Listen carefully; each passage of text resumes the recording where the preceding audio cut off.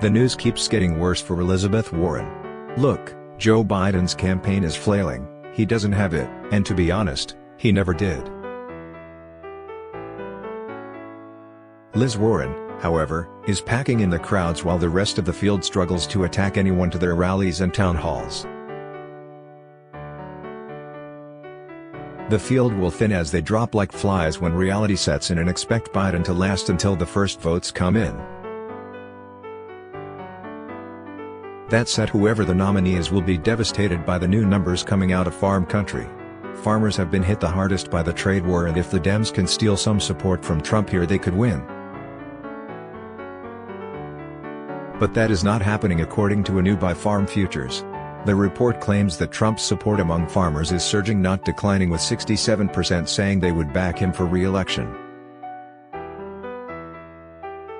From Yahoo, still, growers backing Trump believe something needs to be done about the U.S. trade deficit even if the outcome is bad for agriculture in the short term, said Farm Futures executive editor Mike Wilson. "I don't like it, but I understand the need to get a better deal for the U.S., Brad Nelson, who farms 1,200 acres, 487 hectares, in southern Minnesota, said in an interview during the Pro Farmer Midwest Crop Tour last week. The Chinese are always coming up with excuses not to import U.S. corn, DDGs, ethanol. When they do that to us, I understand the need to work on changes." Growers who were already suffering from years of depressed prices are now contending with the fallout from the trade war. Demand for ethanol has also slumped, with many agricultural groups pointing to waivers the Trump administration has granted to 31 oil refiners.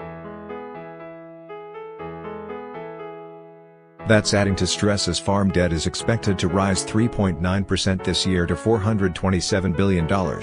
In 2018, farm debt to income was at the highest level since 1984, in the midst of the farm crisis. To ease the blow, the Trump administration had pledged about $28 billion in aid.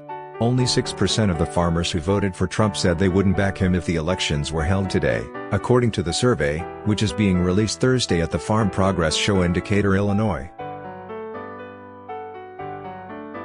The president's status also grew among those who didn't support him, with 2% of the voters who supported Hillary Clinton in 2016 saying they'd vote for Trump. "My support for the administration goes beyond issues with agriculture," Nelson said, citing policies in the areas of health care, immigration and education. Roger Servin, who farms 2,200 acres with his son in Iowa, also points to issues beyond agriculture for his support. "I'm not in favor of everyone going to college for free, or getting health care for free," he said during the crop tour. "Someone has to pay the bill.